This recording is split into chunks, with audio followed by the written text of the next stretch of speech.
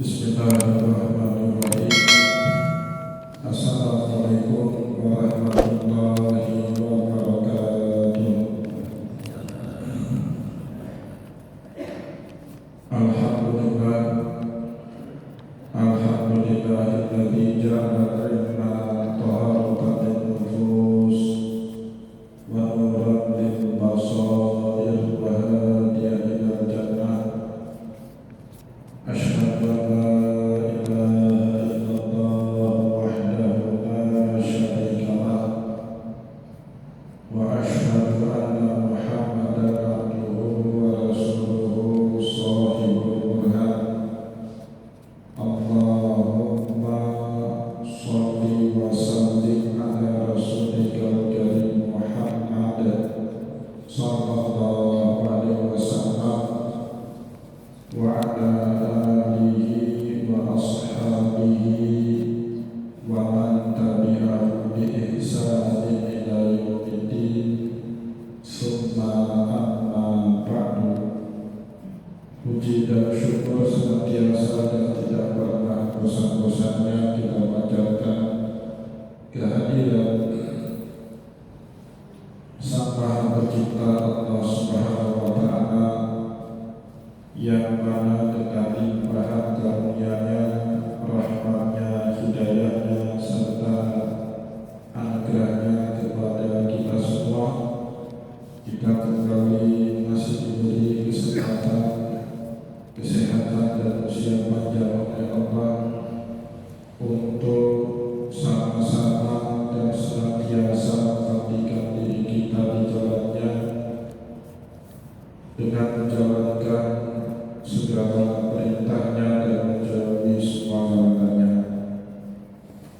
Salawat dan salam juga tidak pernah lupa pula kita aturkan kepada junjungan alam Nabi besar Muhammad sallallahu alaihi wasallam, di mana beliau telah bersabda dalam sebuah hadis, taraktu fikum amrayni la in tamassaktum bihima lam tadillu abadan, kitabullahi wa sunnati.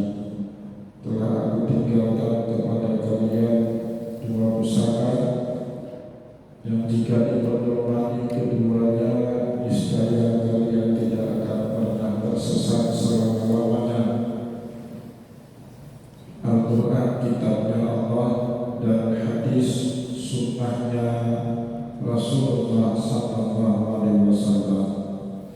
Bapak-bapak, ibu-ibu, kaum muslimin dan muslimat, jamaah pengajian yang dimuliakan oleh Allah, mari pada kesempatan malam yang baik ini, sambil kembali kita niat iktikaf di rumah Allah, dan juga sambil kita menunggu datangnya pelaksanaan sholat isya berjamaah, mari sama-sama kita kembali melanjutkan pengajian hadis kita dalam kitab Fathul Bari bi Syarhi Sahih Bukhari karya Imam Ibnu Hajar Al-Asqalani rahimahullahu ta'ala.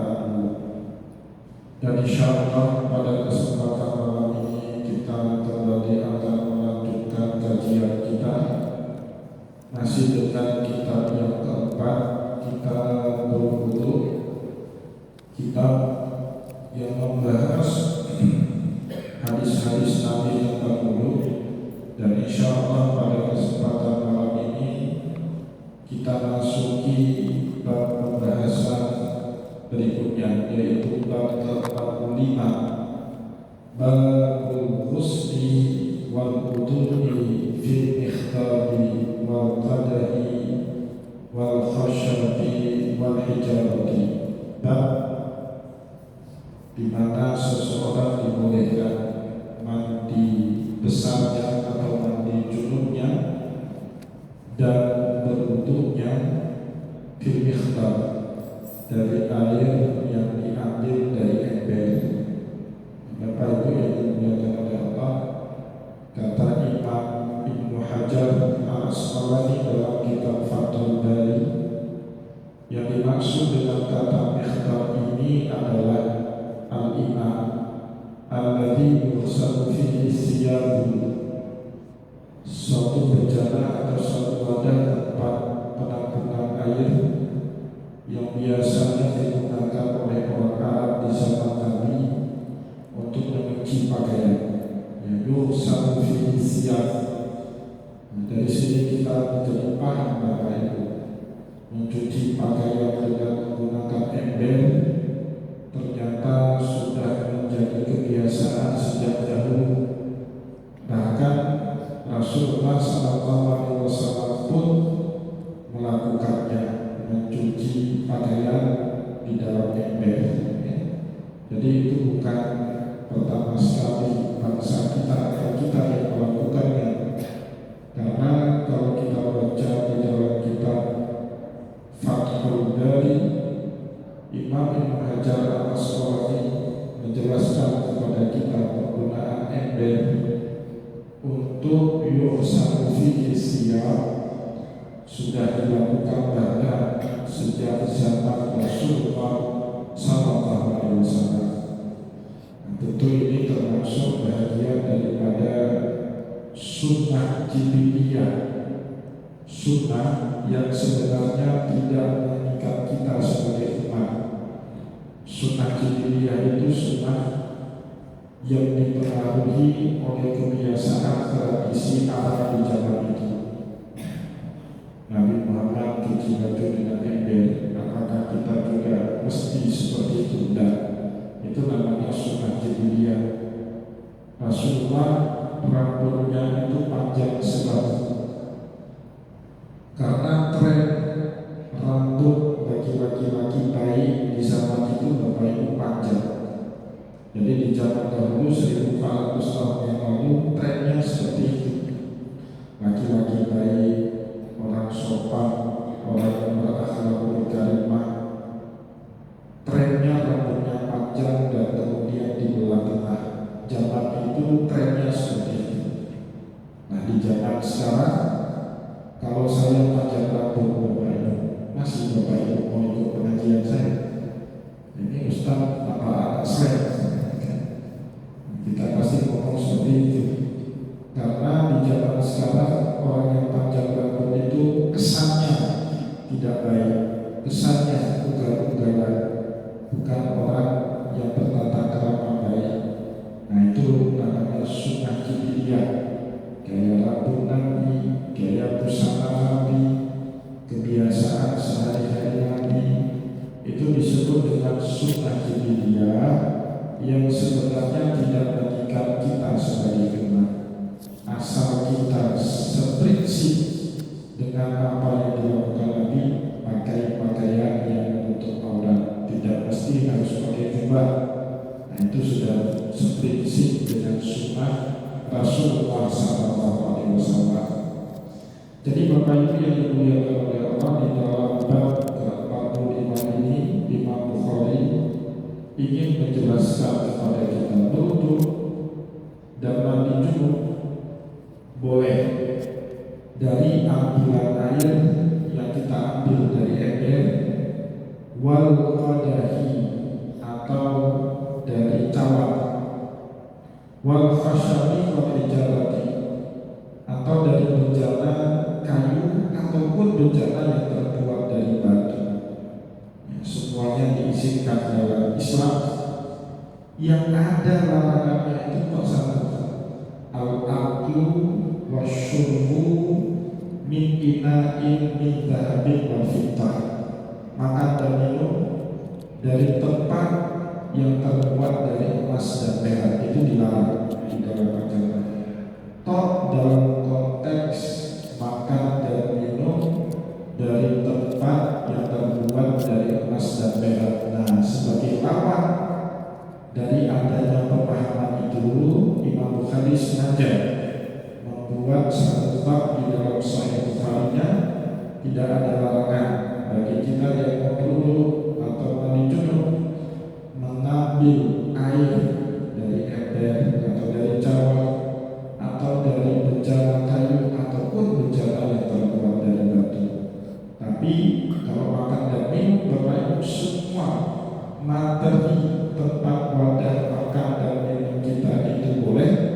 kecuali yang tidak boleh itu al-ina'u atau al-qablu wasyarafu minal ina'i minadzabi wal fitan.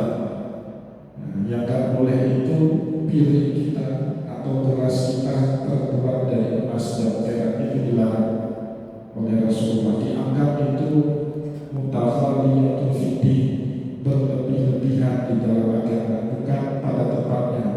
Emas itu bukan untuk dijadikan alat untuk tempat kita makan ataupun tempat kita minum. Emas itu perhiasan tempatnya, bukan untuk seperti itu. Maka Bapak Ibu yang dimuliakan oleh Allah, pernah satu kali waktu Imam Abu Hanifah dapat undangan jamuan makan dari salah satu sahabatnya kaya raya. Imam Abu Hanifah ini kan selain ulama, beliau juga seorang hartawan, pengusaha. Bahkan salah satu usahanya yang paling maju itu dagang sutra. Jadi di zaman itu Bapak Ibu, sutra itu komoditas yang harganya tinggi sekali di zaman itu. Maka kita kenal jalur dagang dari Cina ke seluruh daratan di timur, ke barat, ke utara, ke selatan, itu disebut tari Konfusi, atau kita menyebutnya jalur sutra. Kenapa disebut jalur dagang Cina itu jalur sutra? Karena produsen sutra yang paling mahal di zaman itu berasal dari Cina. Dan sutra termasuk komoditas yang harganya sangat tinggi untuk zaman itu. Di zaman sekarang Bapak Ibu relatif sutra tidak ada apa-apanya, barang murah dibandingkan emas, dibandingkan minyak, dibandingkan gas alam, dibandingkan batu bara, ya kan? Tidak ada apa-apanya itu sutra. Tapi untuk zaman itu belum ada minyak, belum ada gas, belum ada batu bara. Sutra itu Bapak Ibu komoditas yang sangat tinggi harganya. Dan Imam Abu Hanifah salah satu pedagang sutra. Suatu hari beliau diundang makan jamuan makan malam di rumah seorang toki teman beliau bersama satu ulama lainnya namanya Sayyidi As-Sakati.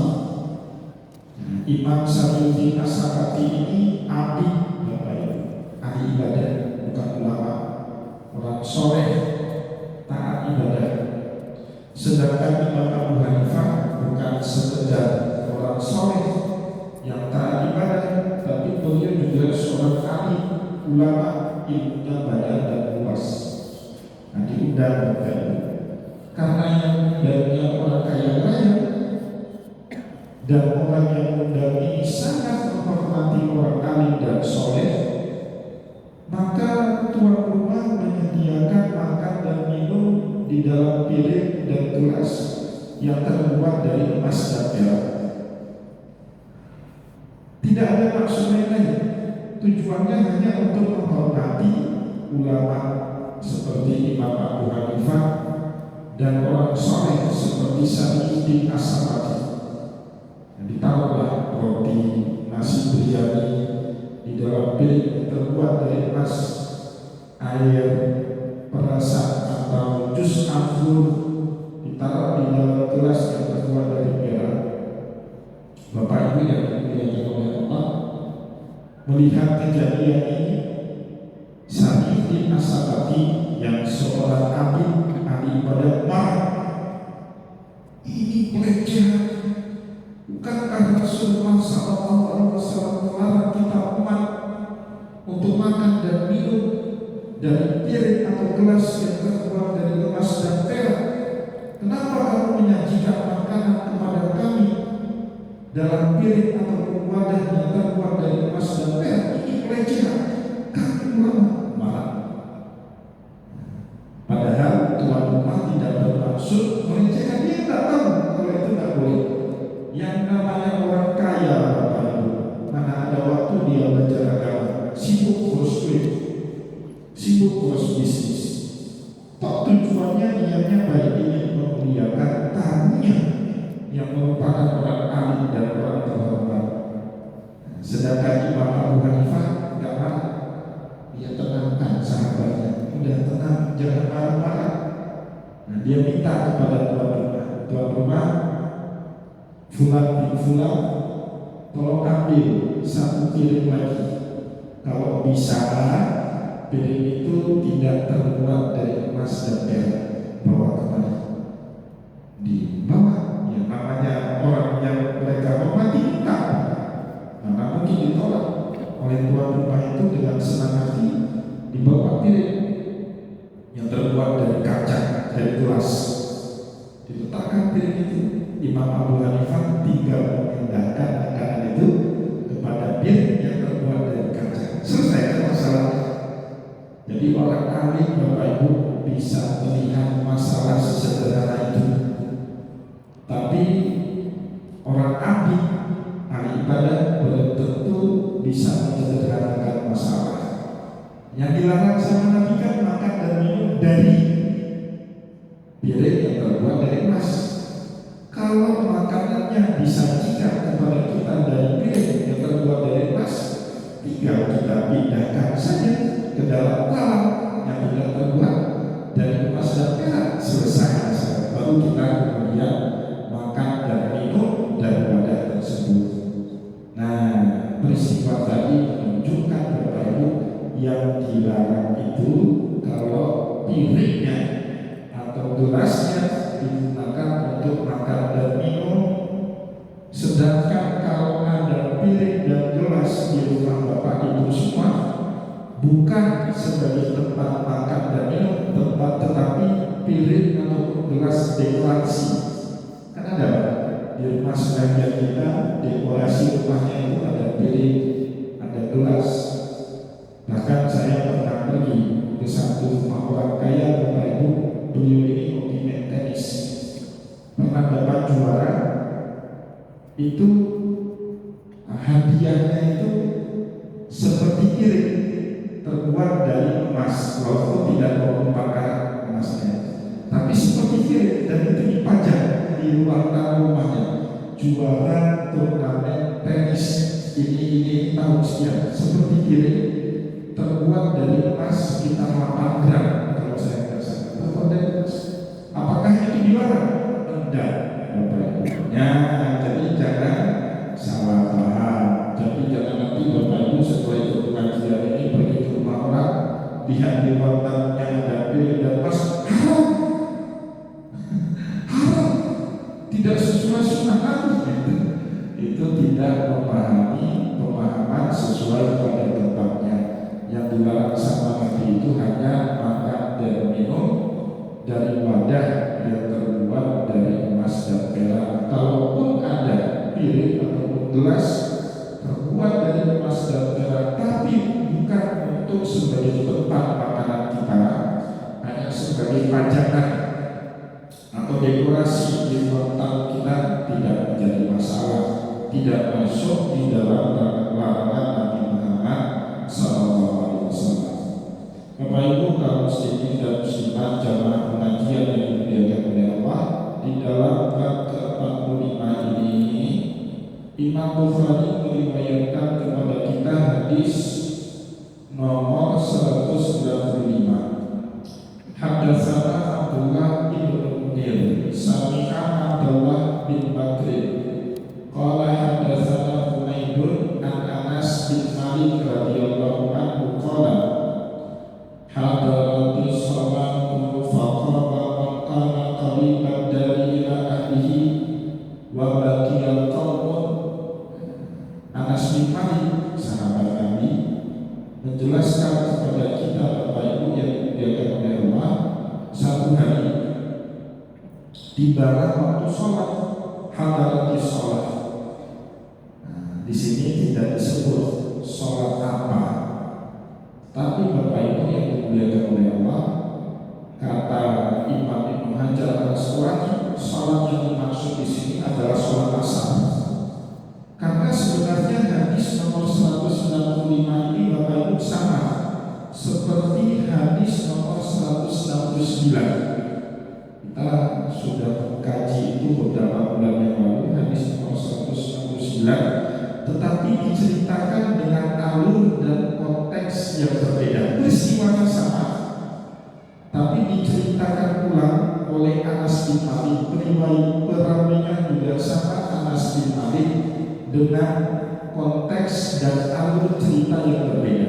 Ya, kita baca dulu hadis nomor 165. Nanti kalau ada kesempatan waktu kita ulang balik. Hadis nomor 169 sebenarnya menceritakan sebuah peristiwa yang sama, tapi dengan alur cerita yang berbeda oleh orang yang sama, Anas bin Malik radhiyallahu anhu. Ini sekaligus menunjukkan Bapak Ibu, hadis Nabi itu boleh diriwayatkan dengan makna la lafza. Hadis boleh diriwayatkan dengan makna. Kita nggak persis sekali hafal dengan yang tertulis, tidak usah. Kalau hadis, karena sahabat Nabi menceritakan satu peristiwa yang sama dengan lafal dan alur cerita yang berbeda, diizinkan kalau itu hadis. Tapi kalau ayat Al-Quran, tidak boleh. Ayat Al-Quran itu harus dibaca sama seperti yang diturunkan oleh Jibril kepada Muhammad dan kemudian ditulis oleh para ulama di dalam mushaf kitab suci Al-Quran. Contoh di awal surat Al-Baqarah, Allah berfirman, Alif Lam Mim, Dzalikal kitabul la raiba fihi hudan lil muttaqin. Bapak Ibu boleh berubah menjadi Dzalikal kitabul la syakka fihi hudan lil muttaqin. Maknanya sama. La raiba fihi dengan la syakka fihi maknanya sama. Di dalamnya tidak ada keraguan sama sekali, menjadi petunjuk. Hudan itu isi masdar. Sama juga dengan hidayah. Hidayah itu isi masdar. Atau kita ubah hudannya, Dzalikal kitabu la raiba fihi hidayatan lil muttaqin. Bolehkah kita baca seperti itu? Al-Quran tidak boleh, Bapak Ibu. Tapi hadis Nabi amat masalah, tidak menjadi masalah. Nah, Bapak Ibu yang dimuliakan oleh Allah, hadis nomor 195 ini menceritakan kepada kita satu hari hadaratis sholat, tibalah waktu sholat asar. Faqama man kana qariban ila ahli. Para sahabat yang saat itu berkumpul di rumah atau di Masjid Nabawi di dekat dengan Nabi, faqama, mereka bangkit dari tidurnya. Maka qariban siapa saja yang rumahnya dekat dengan masjid, ila ahli, mereka balik ke rumahnya, ke keluarganya untuk mengambil air wudu wabadiyal qalmun. Sedangkan sahabat yang rumahnya jauh, gimana teman? Kalau ke Bali, mereka balik lagi ke Masjid Nabawi untuk sholat berjamaah asar bersama Rasulullah. Sudah masuk, sholat Nabi sudah selesai, karena rumah mereka jauh dari Masjid Nabawi. Nah, jadi di zaman itu Bapak Ibu, di Masjid Nabawi tidak ada makan untuk tempat duduk, belum ada itu. Nah, di zaman itu belum ada. Nah, maka kemudian sahabat-sahabat Nabi yang dekat rumahnya dengan Masjid Nabawi pilih kembali pulang ke rumah, sedangkan sahabat Nabi yang rumahnya jauh dari Masjid Nabawi bingung mau wudhu seperti apa, tidak ada air di sini. Bapak Ibu yang dimuliakan oleh Allah, hadis ini sekaligus dipakai istidlal hukum atau diistidlalkan dari hukum oleh para ulama fikih. Sunnahnya atau baiknya bagi kita yang mau sholat berjamaah ke masjid, wudhunya tidak di masjid tapi di rumah masing-masing. Dan nanti Bapak Ibu, apa yang disimpulkan oleh para ulama itu diperkuat oleh sebuah riwayat di dalam Sahih Muslim. Di dalam Sahih Muslim ada sabda Nabi dari sahabat Utsman bin Affan radhiyallahu anhu. Qala Rasulullah sallallahu alaihi wasallam. Rasulullah sallallahu alaihi wasallam bersabda, "Tawaddu'a fa ahsana wudu'a." Barang siapa yang berwudu dan baik ataupun sempurna wudunya seperti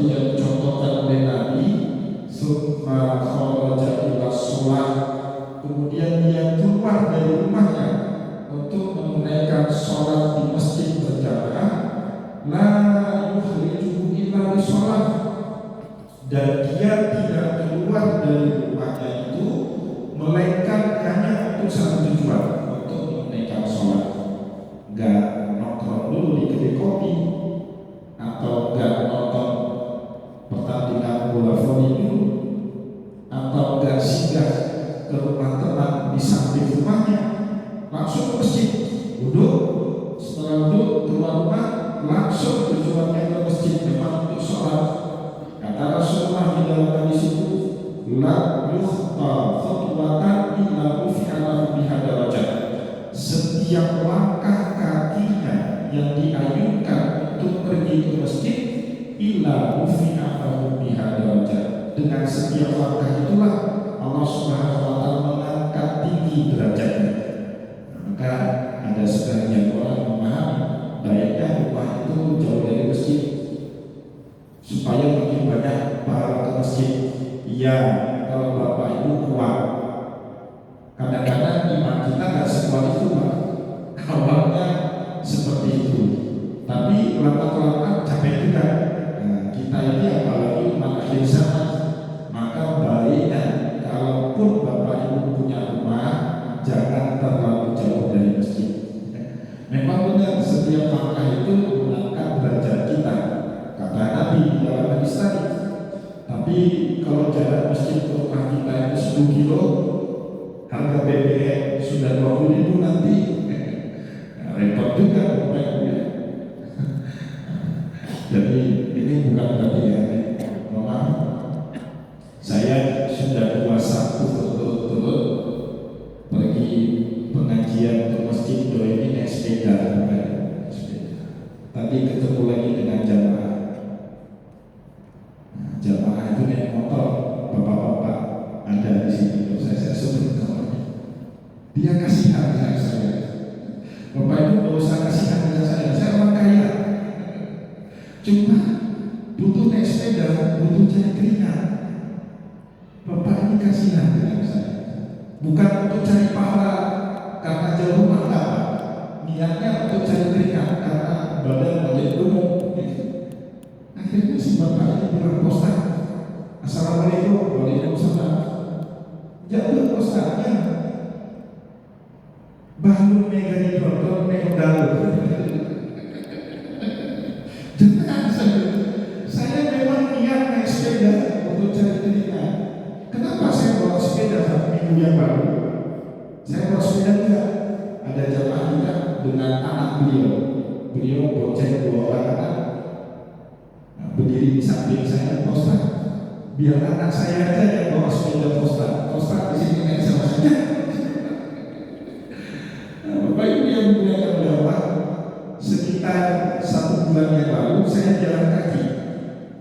Masjid pengajian yang paling dekat dengan rumah saya itu Masjid Baitul Sholihin Bulekari. Saya pakai Google Map, jaraknya nggak sampai 2 kilo, 1,8 kilo. Nah, ini mungkin di jalan kaki. Saya jalan kaki, Pak.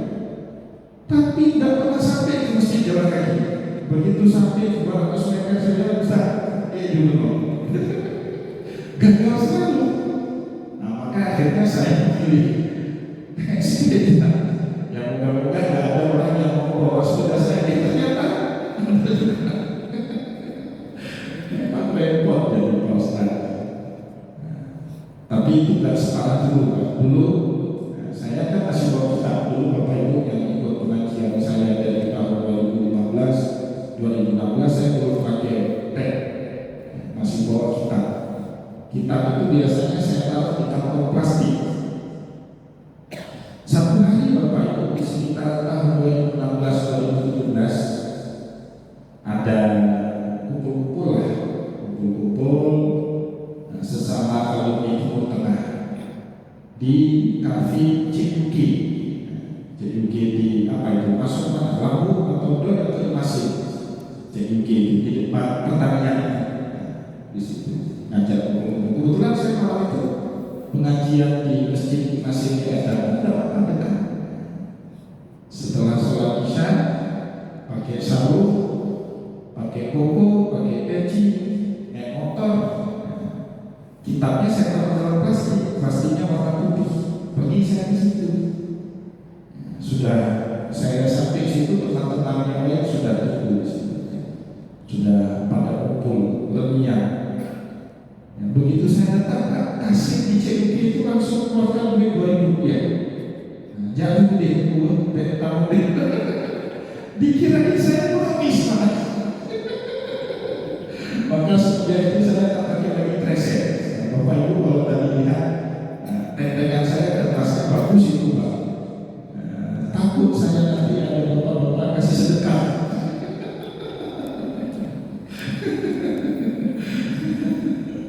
Maka saya punya nama meeting guru ya, di MC3, guru MC3 atau rumah saya buka, buat rumah besar sekali buat rumah, tipe 150 bagikan. Saya tanya, Bang, kok buat rumah besar? Kalau saya buat rumah kecil, takut nanti banyak orang datang sumbangan rumah saya. Orang Aceh seperti itu, Pak. Nah, tentu harus kaya ya, supaya tidak disalahpahami sama jamaahnya. Nah, Bapak Ibu, kalau muslimin dan muslimat jamaah pengajian yang dimuliakan oleh Allah, kalau saya yang sepeda hari ini nggak tujuan memperbanyak pahala, enggak. Tujuan mencari berkah, moga-moga juga mendapatkan pahala yang banyak. Jadi Bapak Ibu tidak usah kasihan. Justru Bapak Ibu kasihan kalau terlalu banyak kasih makan saya. Kadang-kadang kita bisa bunyi undang lagi besar. Itu bahaya bagi kesehatan saya. Ya. Nah, Bapak Ibu kaum muslimin dan muslimat yang dimuliakan oleh Allah, wa huta'an biha khati'ah. Dan dengan setiap langkah yang dia datang ke masjid itu, dia usah dosa-dosa oleh Allah. Dari dua hadis tadi itulah para ulama menyimpulkan Bapak Ibu sunnahnya sebelum kita melangkah kaki kita ke masjid, kita sudah dalam keadaan berwudu. Baiknya seperti itu. Bapak Ibu kaum muslimin dan muslimat jamaah pengajian yang dimuliakan oleh Allah. Nah, jadi saat tiba masuk waktu sholat, maka kami berdiri ila ahli. Para sahabat yang ada di Masjid Nabawi yang sudah pada duduk balik ke rumahnya yang dekat-dekat rumah untuk duduk di rumah mereka masing-masing. Wabakiyah qawm, tersisalah beberapa orang yang rumahnya jauh dari Masjid Nabawi.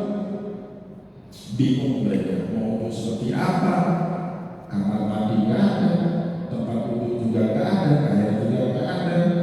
Dalam kebingungan itulah Nabi Muhammad SAW mendatangi mereka. Fa'utiya Rasulullah SAW bi ikhtabin min hijaratin fihi ma'un. Rasulullah bawa wadah air yang terbuat dari sebuah batu, ya, bi ikhtabin min hijaratin fihi ma'un, yang di dalamnya kemudian diisi air, ya, dibawa sama Nabi. Fasawwal mihlabu ayu salafi kafam, tetapi wadahnya itu terlalu kecil sekali. Bahkan menurut hadis ini, fasawwal mihlabu ayu supar fi kafam, saking kecilnya wadah yang terbuat dari batu itu, telapak tangan Nabi pun dua-dua kalau dimasukkan di sini tidak bisa dipertahankan, kecil sekali. Jadi kalau satu muat, kalau dua telapak tangan Nabi Muhammad dimasukkan di situ, kemudian ingin dibentangkan seperti ini, nggak kuat telapak tangan Nabi. Saking kecilnya wadah air yang dibawa oleh Nabi pada saat itu. Tapi Anas bin Malik, Bapak Ibu yang dimuliakan oleh Allah, menuturkan kepada kita, fatawadda'al qawmu kulluhum, semua sahabat yang saat itu masih di Masjid Nabawi semuanya berduduk dengan air yang sedikit, dengan air yang sangat sedikit yang ada di dalam wadah yang terbuat dari batu tadi. Mendengar cerita Anas bin Malik ini, seorang tabi'in yang juga ikut meriwayatkan hadis tadi, Umayyun namanya, bertanya kepada sahabat Nabi Anas bin Malik radhiyallahu anhu, "Qulna kam kuntum?" Kira-kira jumlah kalian berapa pada saat itu? Sehingga air yang sedikit itu cukup untuk dipakai untuk semua sahabat yang ada di Masjid Nabawi. Ya, kalau jumlahnya 2 wajar. Air segini pun cukup Bapak Ibu ya. Kalau 2 orang itu cukup. Kalau wudhunya yang wajib-wajib saja. Tapi Anas bin Malik radhiyallahu anhu menjawab, Anas bin Malik menjawab, salamina wa ziyadatan, jumlah kami lebih daripada 80 orang. Itu salah satu mukjizatnya Rasulullah sallallahu alaihi wasallam. Bapak Ibu yang dimuliakan oleh Allah, Imam Ibnu Hajar al-Asqalani menjelaskan kepada kita hadis ini sama dengan hadis nomor 169, menceritakan peristiwa yang sama tapi dengan lafal dan alur cerita yang berbeda. Nah, sekarang kita coba bandingkan hadis nomor 169 di dalam Sahih Bukhari. Juga diriwayatkan oleh sahabat Anas bin Malik radhiyallahu anhu qala, beliau berkata, wahaitu Rasulullah sallallahu alaihi wasallam wa hadat sholatul asri. Satu hari saya pernah melihat, menyaksikan sendiri dengan mata kepala saya Rasulullah sallallahu alaihi wasallam saat tiba waktu sholat asar. Nah, maka tadi Imam Hajar mengatakan walaupun di dalam matan hadis nomor 195 tidak disebut sholat apa itu, tetapi beliau memahami itulah yang dimaksud dengan sholat asar. Peristiwanya sama seperti peristiwa yang diceritakan di dalam hadis nomor 169. Faltamasana subuha falam yajidu. Sahabat yang menetap, yang tidak pulang lagi ke rumah mereka yang jauh dari Masjid Nabawi, mereka kebingungan mencari air untuk berwudu, mencari sana kembali, karena di saat itu di sekeliling Masjid Nabawi itu belum ada baik untuk tempat berwudu, belum ada begitu ya. Kalau dia dulu mereka cari sana kembali, tidak nemu air. Fa'u tiya Rasulullah sallallahu alaihi wasallam biwadu'i. Kemudian Nabi Muhammad datang kepada mereka dengan satu wadah air untuk dipakai berwudu. Fa'u Rasulullah sallallahu alaihi wasallam fi dzalika al-ina'ah. Maka Rasulullah meletakkan sebelah tangannya ke tempat wadah wudu yang kecil itu. Nah, jadi tangannya Nabi itu di dalam itu. Dan kita tahu bersama salah satu mukjizat Nabi Muhammad SAW dari jari jemari tangannya itu bisa mengalirkan air, bisa mengeluarkan air, ya. Wa amarna sa'ayatawaddu minhu, dan kemudian Nabi Muhammad meminta sejumlah sahabat yang kalau menurut hadis nomor 195 tadi jumlah mereka 80 orang lebih. Nah, lebih kurang sejumlah ini lah, 80 orang lebih, sejumlah terbaik semua duduk dari tempat itu, tangan Nabi sebelah di dalam wadah tadi.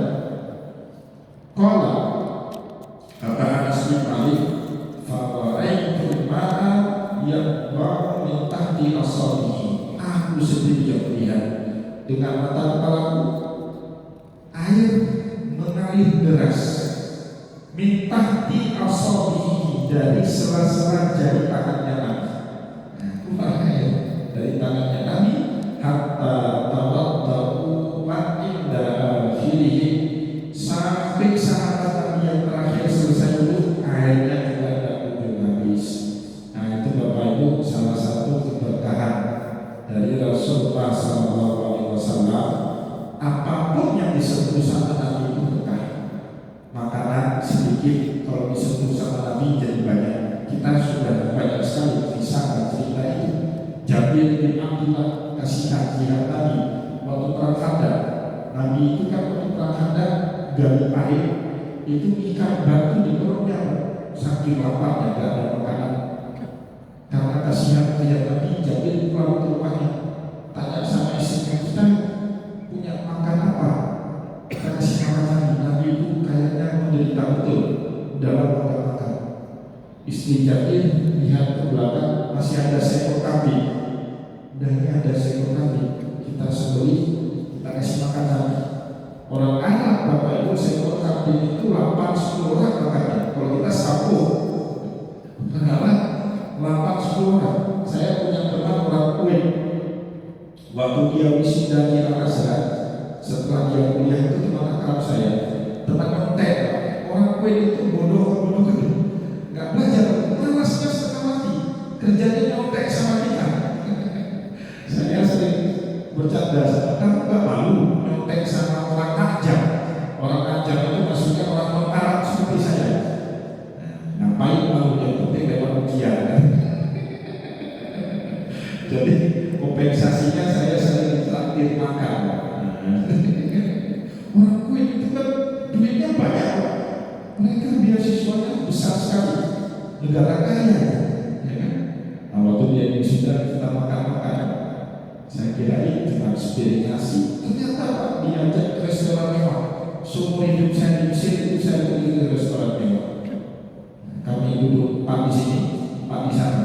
Saya dengan teman saya dua orang Indonesia, yang orang Arab, Pak Kuwait. Di depan kami kambing kulit, bulan itu, lapar Pak. Risau saya Pak, gimana cara ngabisin kambing bulan di depan kami. Kemudian di bawahnya itu di isi biryani, nasi biryani itu taruh seperti itu. Kemudian masing-masing kita dikasih buah-buah roti. Bapak Ibu yang dimuliakan oleh Allah, 5-10 suap kenyang. Mereka nggak kenyang, betul-betul kanibal. Bahkan Pak, sudah kenyang goyang-goyang perutnya. Bapak Ibu pernah lihat L300 isi bensin, isi biosolar, bak full tank kan? Waktu udah penuh digoyang-goyangkan mobil. Orang gue itu gak goyang-goyang sampai betul-betul pada Masya Allah. Itu orang-orang Arab itu kalau makan kalah kita. Nah, mereka yang tahu kita makan dikit. Kita masih boleh ya mereka makan. Nah, padahal bijinya gak setinggi saya pendek, tapi badannya lebar, gemuk, besar. Bapak Ibu kaum muslimin dan muslimat jamaah pengajian yang dimuliakan oleh Allah, Jabir datang kasih tahu kami, ya Rasulullah, istri saya masak kambing, bawa bersama dengan ada 10 atau 15 sahabat. Bapak Ibu yang dimuliakan oleh Allah, Rasulullah mendengar informasi ada makanan dari Jabir. Beliau bukan bisik tapi berseru, ya masyarakat muslimin, wahai kaum muslimin, kita dapat undangan makan di rumah Jabir. Itu Jabir bin Abdullah keluar keringat dingin. Tidak lemas. Gimana ini Nabi makan cukup untuk 10-15 orang, undang 1 batalion pasukan. Itu kan predator semua itu Pak, orang yang sudah lama nggak makan. Gelisahnya minta ampun dia lagi ke rumah dia. Wailan dalam hadis, celaka kita. Wama wailan ya Jabir, kata istrinya, apa yang membuat kita celaka? Kata Jabir, Rasulullah sudah pegang seluruh pasukan perang untuk makan siang di rumah kita. Gimana celaka ya? Tapi Nabi Muhammad tahu Jabir gelisah, panggil sebelum masuk ke rumah Jabir, panggil kamu sini Jabir, biar saya yang bagi. Kata Rasul, biar saya yang bagi kuah. Jangan kamu. Maka wadah itu dibagiin sama Nabi satu persatu. Semua sahabat makan kenyang.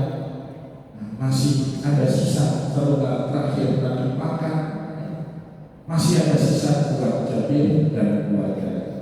Nah maka Bapak Ibu, dulu para sahabat kalau dagangannya kurang laris, mereka undang Nabi. Duduk aja di situ,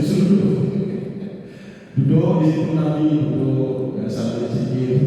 Besok Bapak Ibu manis,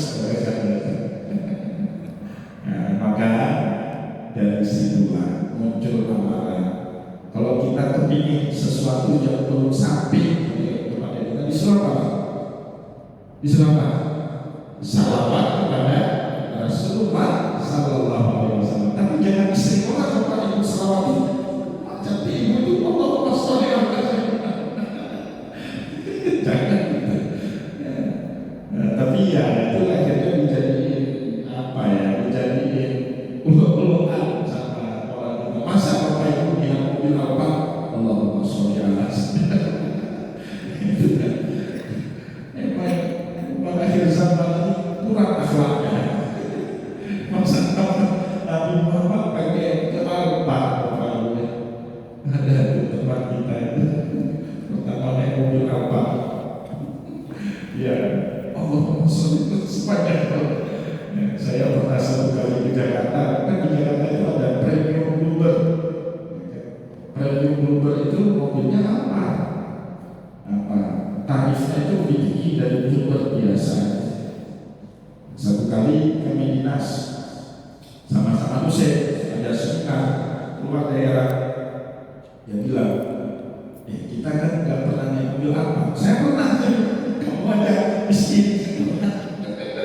Saya pernah, kamu miskin nggak pernah naik mobil. Nah, sekali-kali lah, kapan lagi patungan kita bayar? Udah, kapan lagi menikmati hidup naik mobil apa? Dosen kita begitu deh, bilang, Umar nyaman kali. Allahumma sholli ala sepanjang perjalanan dia bersama